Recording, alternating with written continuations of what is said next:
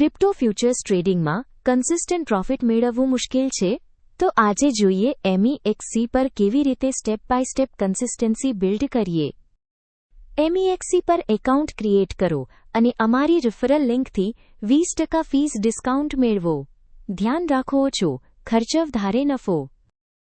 એ પછી આવો fund transfer કરીએ જે તમે સિમ્પલ રીતે ડિપોઝિટ પેજ પરથી કરો છો. વસ્તુઓ સરળ બનાવો, વધુ પેઇન નથી.